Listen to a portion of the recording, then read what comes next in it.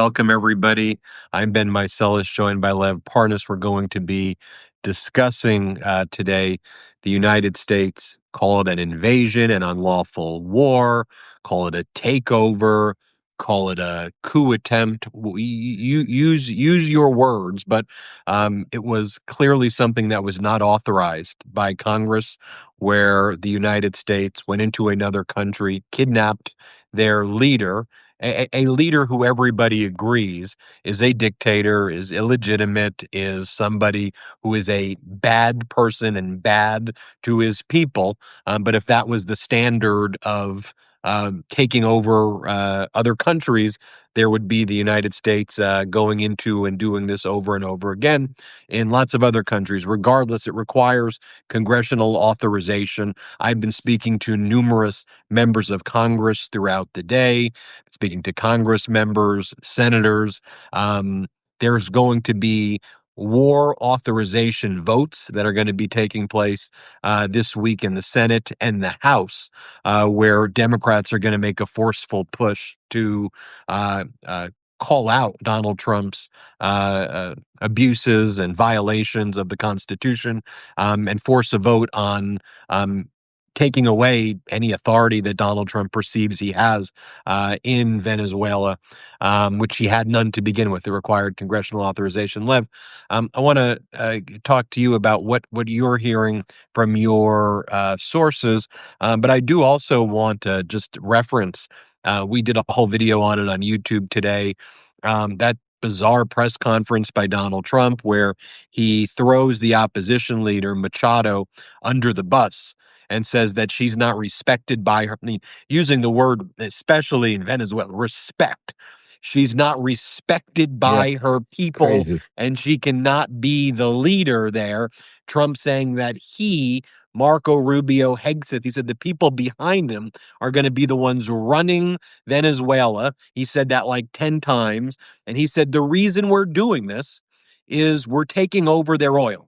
And this is for our big oil companies. That's why we're doing this. It's all about oil. He said it. I'm not being hyperbolic. I'm not, giving you implications. He said those words repeatedly over and over again. And Lev, that could have just been an easy press conference. We got him. More information coming soon. And with it being an unlawful invasion, I would still be very critical of it. But at least he went out there and he said, here's what I did. I did it for the oil companies. They stole our oil. That's why I'm doing it. He says the Roe Doctrine, that this is what we're going to be doing. Cuba, watch out. Mexico, watch out. Colombia, watch out. This is what the U.S. is doing in the Western Hemisphere. So, Lev, what are you hearing?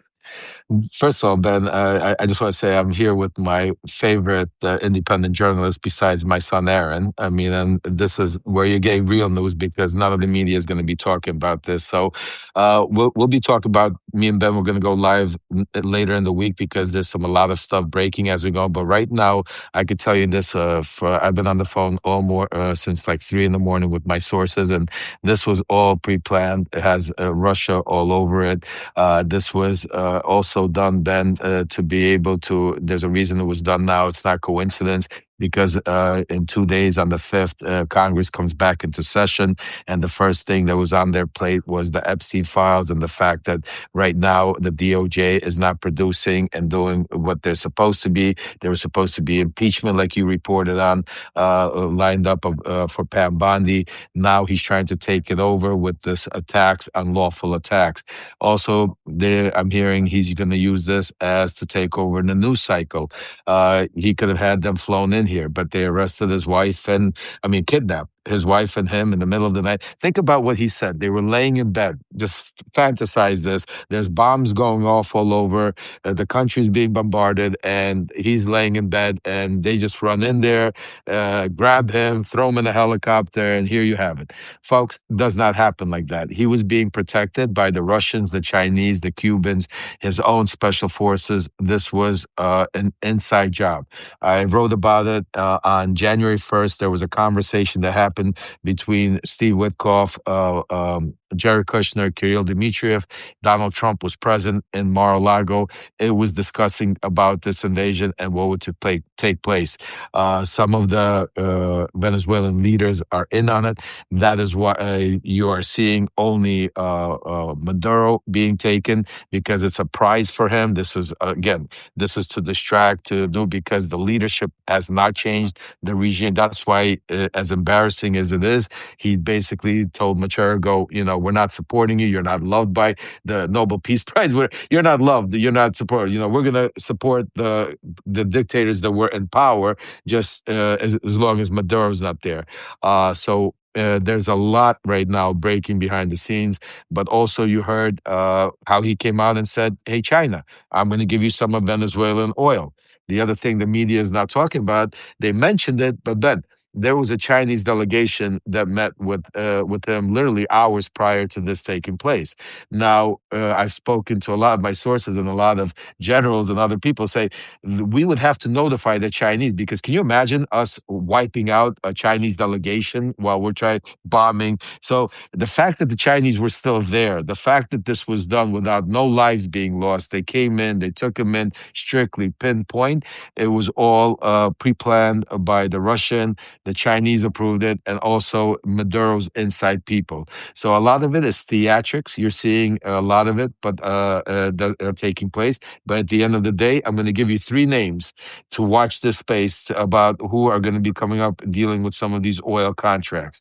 Because yes, you're going to see the big names, but these are Trump donors. These are some people that have been involved in my world, and that my sources are telling me. The first one is Gentry Beach. Gentry Beach is somebody that went to college with Don Jr., family very well affiliated. He's also, I think the Wall Street Journal mentioned him about Nord Stream 2 and some of the stuff they're trying to do with Russia. The other one is more well known, Hamm. He's a very big oil and gas guy, Trump supporter, is also going to be involved in Venezuela. And then none other than my ex-partner, Harry Sargent. He used to be, Maduro used to call him his grandson. He's very close with Rick Grenell and involved, and I wouldn't be surprised if they were involved in what happened here today. I'm sorry, I'm losing my voice. I've been on since all day today. Sorry about that, Ben. Go ahead. Well, what was interesting too is that you had the Chinese delegation in Venezuela, but also if you looked at Trump's schedule, and you're referencing as well, there was a Chinese delegation set to meet with him at Mar-a-Lago at that same time. And so we don't think that was a coincidence. And when you say Russia's hands are over it too, why, if Russia has this great relationship with Venezuela, why would they be in on it? And I'll give you, I think it's Occam's razor, the simplest explanation. Look at what their plan is with Ukraine, and look at what China's plan is with Taiwan. And if you view the world as spheres of influence, US, you control the Western Hemisphere, Russia, you control Europe, and China, you control Asia.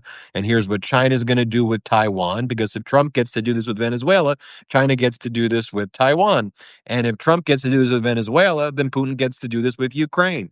So Well, Putin just says, I've got a special operation that I've launched, and I want to prosecute Zelensky. So I'm going to go into Kyiv, and I'm going to try to kidnap him using the Trump precedent. And whereas the US and the world would usually rally and say, absolutely not, they're going to say America's doing it, so we're going to do it as well. Everybody should remember as well that this timing of this is also of Putin saying falsely that Zelensky is trying to kill him at the residence, because you have Putin preparing for what Zelensky called out was a January 6th, 7th Julian calendar holiday attack that Ukraine intelligence said Putin's looking to do this kind of mass casualty event to blame on Zelensky in the next few days.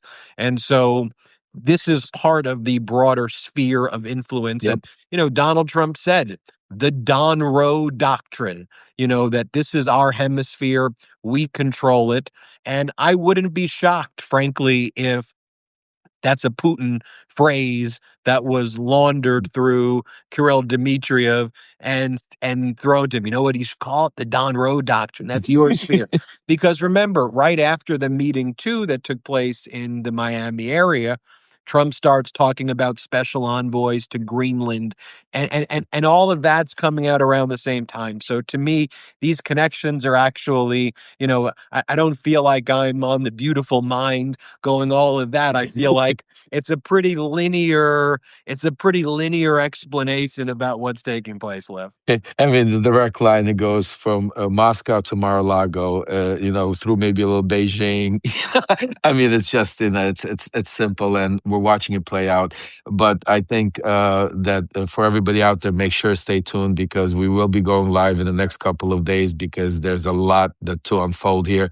This is just the beginning, and the one thing I could promise you, we're not gonna stop talking about the Epstein files, not for one day, for 1 second, for 1 minute because that is something that Trump's trying to hide. But, look, he's going to try to use this. He's going to try and milk this. I spoke to a lot of people on the inside there. Right-wing media is already showing, the celebrations in South Florida with the Venezuelan population. And again, let's make it clear. This is a dictator.